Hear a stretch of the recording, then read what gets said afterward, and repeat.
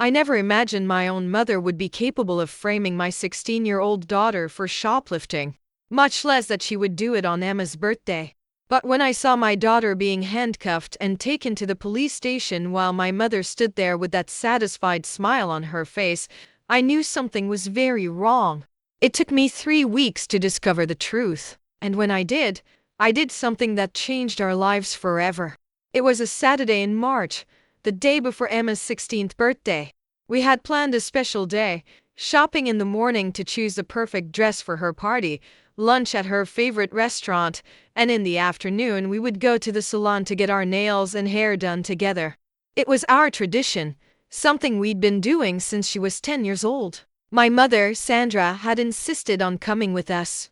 "I want to spend time with my granddaughter," she said. After all, it's not every day she turns 16. At the time, I thought it was sweet. My mother had always been somewhat distant with Emma, so I thought maybe she was finally trying to get closer. How wrong I was. We started at Nordstrom. Emma was looking for a dress for the next day's party, something elegant but youthful. She had saved money from her part-time job to buy something special. My mother kept making comments the whole time. "That's too revealing for a girl your age. That's too expensive, Emma. You need to learn the value of money." In my day, girls dressed with more class. Emma was clearly embarrassed, but she tried to remain polite. She had always been a good girl, responsible, studious. Never gave me any trouble. She worked at the neighborhood pet shop 3 times a week, got excellent grades at school, and was preparing for college. I was very proud of her. We finally found the perfect dress, a navy blue model, elegant, within her budget. Emma was radiant when she came out of the fitting room. "Mom, what do you think?" She spun around, smiling from ear to ear. It was beautiful to see her so happy. "It's perfect, sweetheart," I said. And it really was. She looked like a princess. My mother just nodded, without enthusiasm. "If you're sure it's worth the money." We paid for the dress and went to other stores. Emma wanted to check out Sephora to buy a new lipstick to match the dress. That's where everything fell apart. We were testing colors when we heard a commotion near the entrance. Security guards talking on radios, employees whispering. We didn't pay much attention until a store employee approached us. "Excuse me, could you come with us to the office, please?" My heart raced. Did something happen? Just some routine questions. "It won't take long." Emma looked at me confused. "Mom, what's going on?" "I don't know, sweetie. It must be some mistake." In the office, there were 2 security guards and a manager. One of the guards, a big man with a serious expression, crossed his arms and said, "We received a report that you may have taken some items without paying." "That's impossible," I said immediately. "We didn't take anything.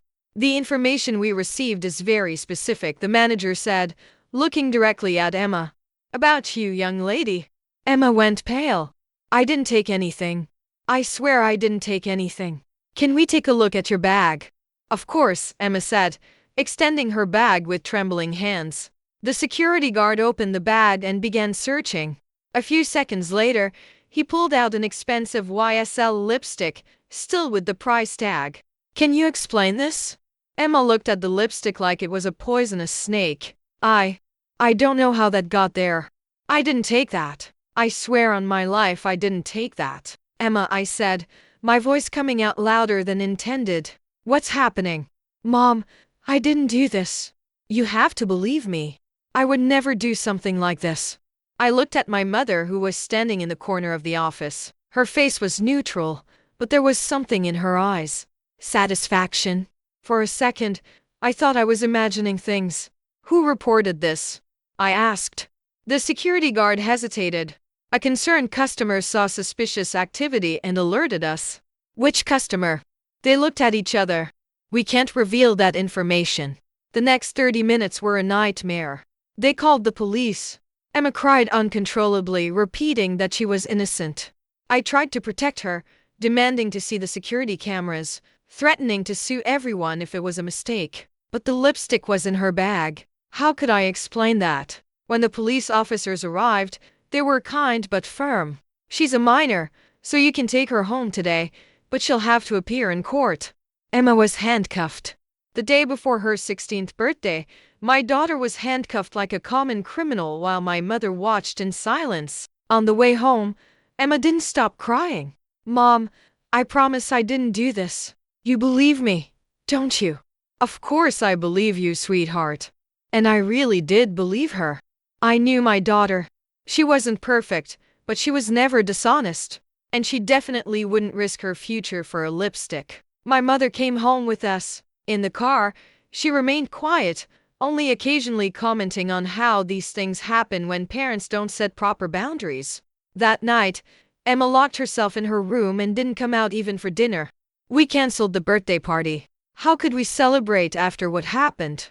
My mother stayed for dinner. During the meal, she made comments about how Emma was always rebellious and how teenagers today have no values. This bothered me. Emma was never rebellious. She was the most responsible teenager I knew. "Mom, do you really think Emma did this?" I asked. "Sweetheart, the lipstick was in her bag. Sometimes we have to accept who our children really are." Something about the way she said that gave me chills. That night, I couldn't sleep. I kept going over everything in my head. When exactly was the lipstick placed in the bag? We were together the whole time. Except, I remembered a moment when Emma was testing eyeshadows and my mother offered to hold her bag. "So you can have your hands free, dear," she had said. At the time, I thought it was a kind gesture. But now, I got up and went to Emma's room. I knocked lightly on the door. "Emma, can I come in?" "It's open." She was sitting on the bed, still dressed, looking at the dress she had bought earlier. It was completely wrinkled where she had thrown it. "Sweetie, I need you to tell me exactly what happened today. Every detail." Emma sighed. "Mom, I've already told you 100 times. I didn't take that lipstick." "I believe you, but I need to understand how it ended up in your bag." She thought for a moment. "The only time I wasn't with my bag was when Grandma offered to hold it while I was testing makeup." My blood froze. "How long did she have your bag?" "I don't know. Maybe 5 minutes. She said she was going to sit on a bench because her feet were hurting." 5 minutes. Enough time. But why? Why would my own mother do such a thing to Emma? I spent the next 3 weeks investigating discreetly. I talked to Sephora employees, reviewing exactly what happened. I discovered that the concerned customer who reported the theft was an older woman who didn't want to identify herself, but who provided a very specific description of Emma and even the exact location where the stolen item would be. I reviewed my mother's finances. I had access because I help with her taxes every year. I discovered several suspicious purchases at the same store in the days before the incident. But the most damning evidence came from an unexpected source, Emma herself. "Mom," she said one night during dinner, "I remembered something strange." "What was it?" "On the day at the store, when Grandma was holding my bag, I saw her talking to an employee. I didn't think much of it at the time, but now I remember she was pointing in my direction." That was it. The confirmation I needed.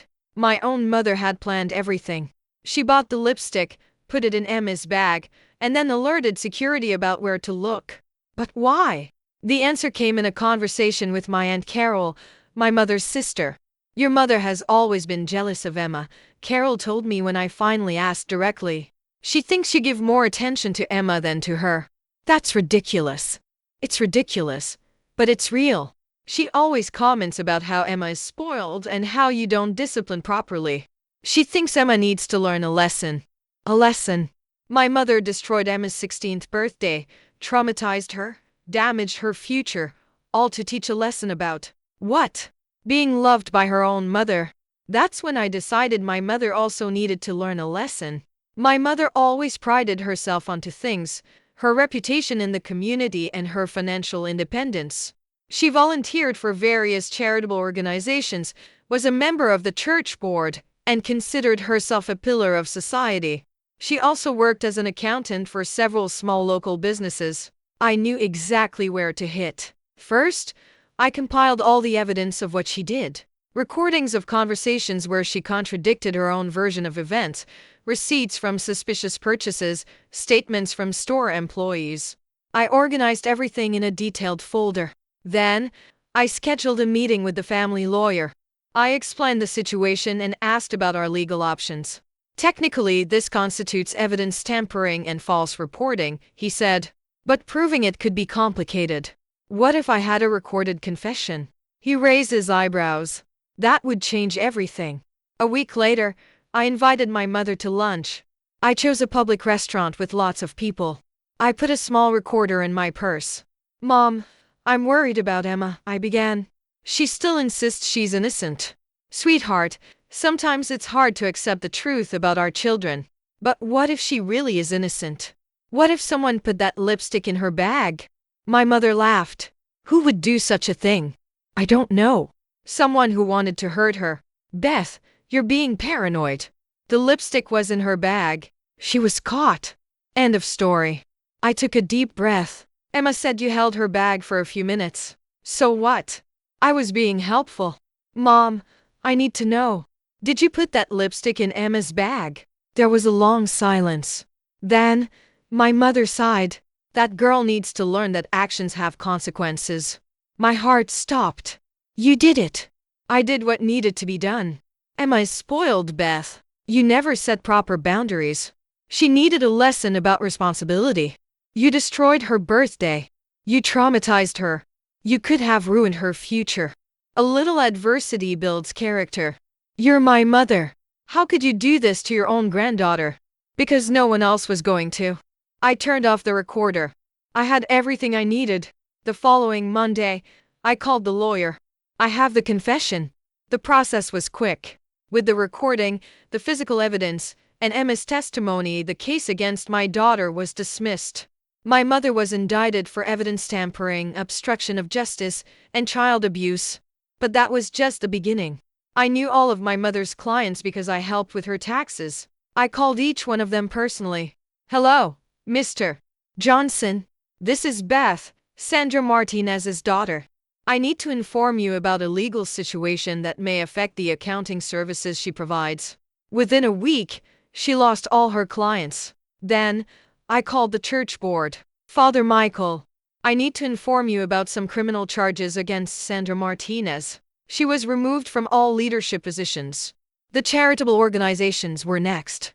I sent copies of the legal documents to every president of every committee where she worked. Within 2 weeks, my mother went from respected community leader to social pariah. But I still wasn't finished. My mother lived in a house she had mortgaged to pay my late stepfather's debts. I knew she was behind on payments because she always asked me for borrowed financial help that she never paid back. Normally, I helped her discreetly. Not anymore. When she called asking for help with the mortgage payment, I said, Mom, you said Emma needed to learn about consequences. Now it's your turn. Beth, you can't be serious. Completely serious. I'm your mother. And Emma is your granddaughter. That didn't stop you. 3 months later, the house was foreclosed. My mother tried to move to an apartment, but with the pending criminal case and no source of income, no one wanted to rent to her. She ended up having to move to a state-subsidized nursing home. But the final humiliation came during the trial. The case gained local media attention when the prosecutor decided to make it an example of family abuse. When a grandmother conspires against her own granddaughter, he said in the opening, it demonstrates a fundamental breakdown of the most basic family bonds. During the trial, all the sordid details came out. How she planned everything. How she specifically chose Emma's birthday. How she lied to the police. How she tried to destroy an innocent teenager out of pure jealousy. The community was shocked. People who had known her for decades couldn't believe it. Former friends crossed the street to avoid her. She was sentenced to 6 months in prison and 2 years of probation. During probation, she tried to approach me several times. She left crying voicemails, sent letters asking for forgiveness, even showed up at my house a few times. I never responded. Emma, on the other hand, flourished. Without her grandmother's toxic influence, she became even more confident and resilient. She got a full scholarship to an excellent university. When interviewers asked about the incident in her background, she told the truth with such maturity and grace that they were impressed. I learned that sometimes the people closest to us can disappoint us, she said in an interview. But I also learned that the truth always comes out, and that I have a mother who would fight for me against anyone, even family. Today, 5 years later, Emma is in her senior year of college, with plans to go to law school. She wants to specialize in defending victims of family abuse. My mother lives alone in a small apartment across town. She lost all her friends, all her reputation, all the independence she valued so much. She works part-time at a convenience store because no respectable employer would hire her. Sometimes I wonder if I went too far. If I should have simply cut contact instead of systematically destroying her life. Then I remember Emma's face that day. The tears. The terror. The humiliation of being handcuffed on her birthday for something she didn't do. And I remember the satisfaction on my mother's face as she watched it all happen. No, I didn't go too far. My mother said Emma needed to learn about consequences. Well, she learned first. Some people tell me I should forgive and move on. That family is family. But real family doesn't frame an innocent child. Real family doesn't traumatize a teenager to prove a point. My mother made a choice that day at Sephra. She chose to hurt Emma to hurt me. She chose her ego over her own granddaughter's well-being. I just made sure she lived with the consequences of that choice. Emma never asks about her grandmother. When she was younger, sometimes she would say, "Mom, do you think Grandma misses us?" I always answered honestly, "I don't know, sweetheart. But I know we're better off without her." And we are. Our home is quieter, happier, safer.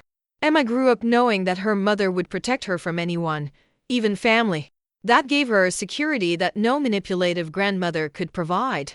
Last month, Emma showed me the dress she wants to wear at graduation. It's navy blue, elegant, beautiful. "Do you remember the dress I bought for my 16th birthday?" she asked. I remember. "Did you keep it?" "I kept it." "Can I see it?" We went to my closet and found the dress, still in the plastic bag from the store. Emma held it against her body and looked at herself in the mirror. "You know what's funny?" she said. "That was the worst and best day of my life." "How so?" "It was the worst because that's when I discovered my own grandmother was capable of hurting me. But it was the best because that's when I discovered my mother was capable of anything to protect me." She hugged me. "Thank you for believing in me. Always, my love, always." I still have the recorder with my mother's confession. Sometimes when I start questioning my decisions, I listen to it again. I hear the coldness in her voice when she admits to traumatizing an innocent child. I hear the lack of remorse, the justification, the arrogance. And I remember that some people don't deserve forgiveness. Some people deserve exactly what they get. My mother wanted to teach a lesson about consequences. Mission accomplished.